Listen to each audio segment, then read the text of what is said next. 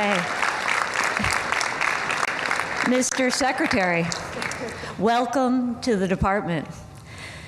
Distinguished... Mrs. Rubio. Yes. Yeah.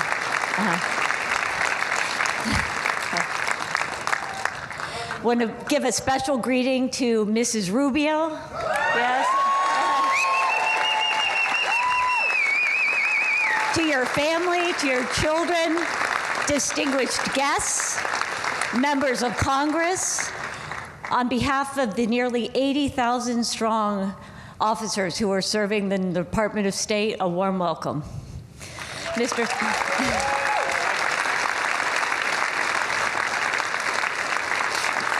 Mr. Secretary, your career exemplifies a life of public service,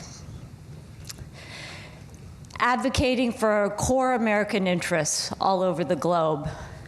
In these challenging times, we need principled, strong leadership.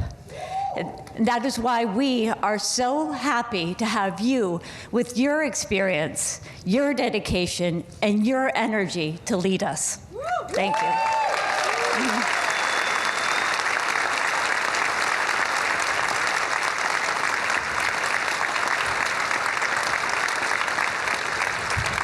Your team, who are obviously very happy to see you, have proudly supported so many of your trips abroad, where you've advanced security in the Middle East, helped us to sustain our counterterrorism fight, and inspired so many with your walk across the Simón Bolívar Bridge. Mr. Secretary, the men and women of this department are ready to get to work, advancing the agenda of President Trump and of yourself. And with that, I will welcome you to the Department of State. Colleagues, the 72nd Secretary of State, Marco Rubio. Thank you. Thank you.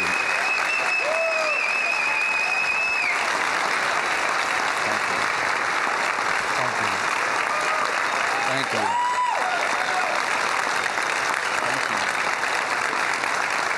Thank you. Thank you so much. Thank you. It's a blessing and an honor to be with all of you today. And I want to introduce you to my family. I want you to meet them. We've been able to manage them for the last 20-some years and counting. And so I said this earlier today when the Vice President swore me in. My most important job, I believe the most important job any of us will ever have, is the job we do at home. And I don't mean that both here at home domestically in our politics, but in our lives. And I'm very proud of my wife, my 4 children, and their support. My wife, Jeanette, who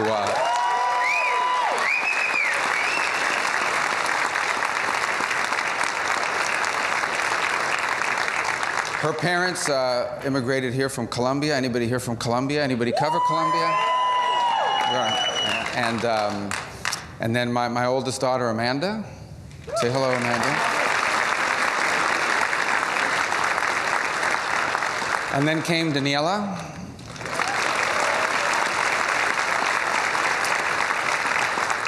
And now Anthony. And our youngest, Dominic. So these three are in school, meaning, college and even jobs. We're still working. He's doing good. He's a junior in high school. And obviously, my family beyond that is here, who made this possible. Jeanette's mom, Maria, is here. And my sisters, Barbara and Veronica, are here. And a lot of friends that came from Miami who joined us here today. And I'm grateful. And thank you. I also want to recognize my former colleagues from the congressional branch, who also happen to be appropriators and authorizers. And so I thought it was important. 3 people I've known for a long time, and by coincidence, Florida is very well represented in the authorization and appropriations in the House. Mario Diaz-Balart, who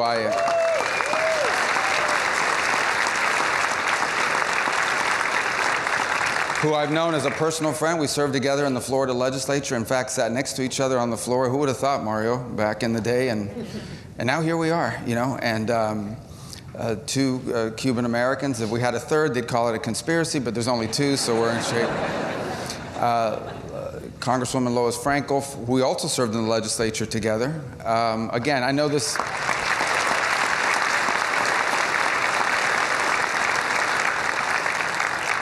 I know it looks suspicious. She just happens to be from Florida as well, and she happened to be on that committee. And then, of course, my colleague, Brian Mast, who thank you for being here as well.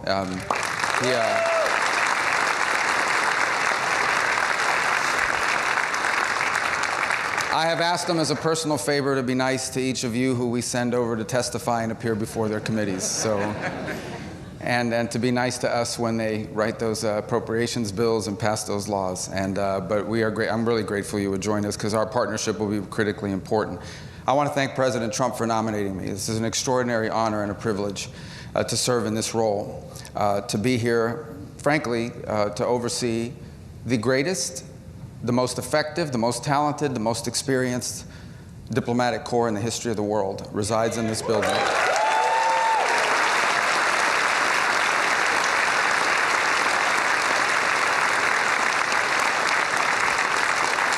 And it's important to remember that obviously they serve our national interest and our foreign policy. They also serve Americans. And as a member of the Senate, we often would get calls for a brief period of time, panicked calls about passports, as you remember that era, when everyone forgot their passport expired and their cruise was on Saturday and it's Friday, 5 p.m. So we were, why are you guys chuckling? Is that, you know it's true, it happened. And then, of course, but we also serve Americans that sometimes find themselves overseas and lost their passport, or even worse, something terrible or tragic happened and their families are impacted by it. And so it's important. It's an important task and one that I know is critical to our mission. Beyond that, this is the face of the United States. In fact, if you think about it, for many people on this planet, their only interaction with America, most will never travel here, their only interaction with America in many cases, whether they be leaders or everyday people, will be the men and women who serve us abroad and do so with tremendous integrity and dedication. They are literally the face of our country, whether it's through the aid we've provided or through the services. I also want to say hello, and is this being live streamed somewhere? Are people watching this on all of our missions? Good. I want to thank them. I know they can't be with us here today, and depending on where they are in the world, it's probably not as cold as it's been, at least for a Floridian. So I also think the brilliance of this organization shows by hosting these events indoors, which it's already showing, and we're grateful for that as well. But I want to tell you that I want to thank you, all those who are serving overseas and abroad, some in places that are strong and stable and others that are more tenuous and dangerous. And I want to do something also special. I want to also thank the locally employed staff, the nationals of those countries who work with us.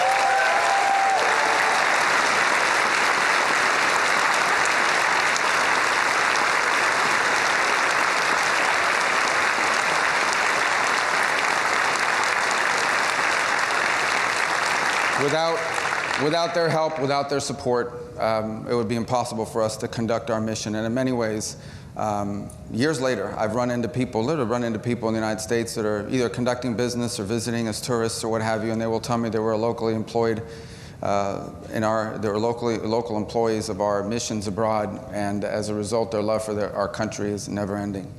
I am new to this department. Today is my first day on the job, literally, but I am not a stranger to it. I've interacted with many of you, both in my travels abroad and in our daily functions. My job now is different, and our job in some ways will be different.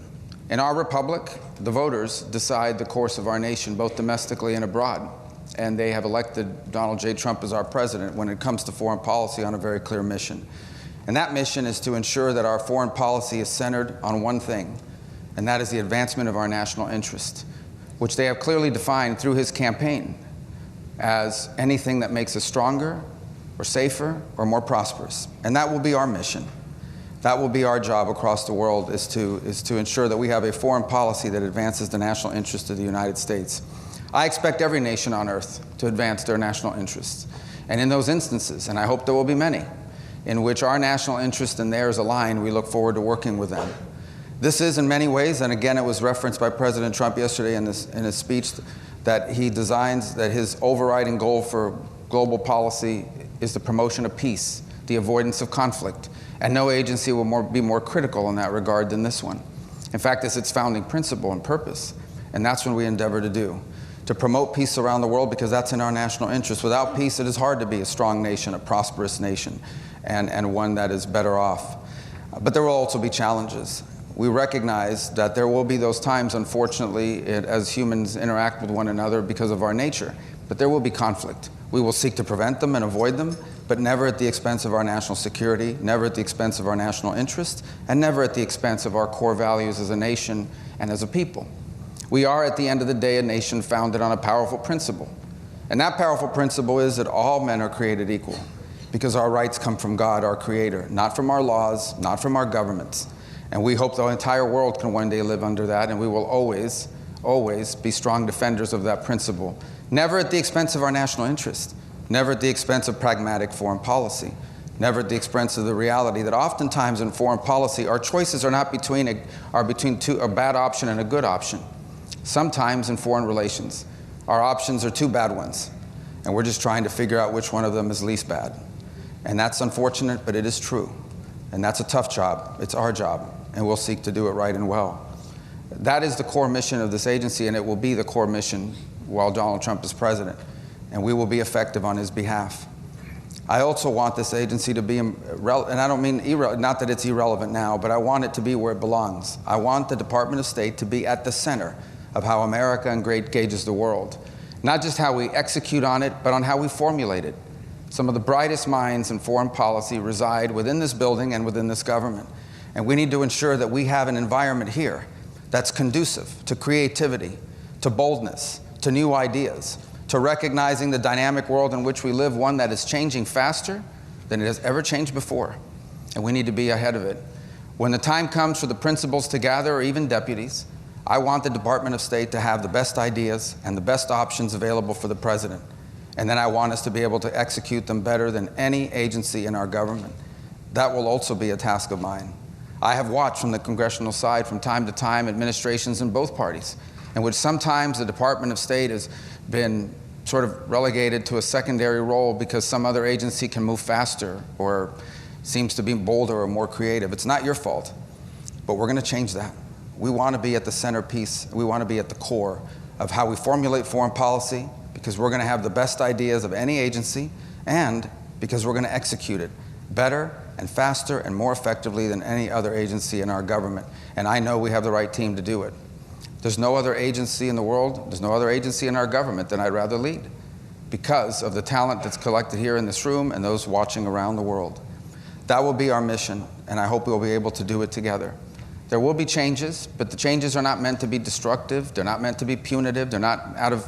The changes will be because we need to be a 21st century agency that can move, by a cliche that's used by many, at the speed of relevance. But we need to move faster than we ever have, because the world is changing faster than we ever have. And we have to have a view that some say it's called look around the corner, but we really need to be thinking about where are we going to be in 5, 7, 10, or 15 years. Some of the issues that confront humanity today have no precedent. They have no historic precedent. Some of the challenges we face have no historic precedent. We can compare it to another era, to another time, but they're not the same. Things are moving faster than ever. Think about how much the world has changed in the last 5 years. Imagine how much it will change over the next 25 years. And my sincerest hope and my prayer is that we will, as a nation, be able to leave the future generations with a country and a planet safer and better than the one that was left for us. And you will be a big part of achieving that goal. It is an honor to be able to lead this agency. I hope to do it with distinction and with integrity, working harder than anyone ever has at this role. And that will not be easy, because some pretty hardworking people have come before me. But I know that we are up to the task. And I'm glad that I'm in the job, on day one. I was sworn in at about 9:15. I didn't mess up the oath. And we're ready to go to work, and I know you are as well. Thank you. God bless all of you. God bless our country. Thank you.